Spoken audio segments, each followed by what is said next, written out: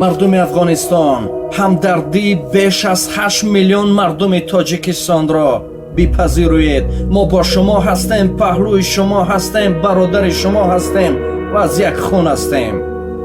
نیست با تخم تروریسم که در امنیت زندگی ما دخل دار است. مکر دشمن را بود آگاه، در دلش درد زی افغان است. خوب میدانند خرید دجال زیری ریش و سله پنهان است.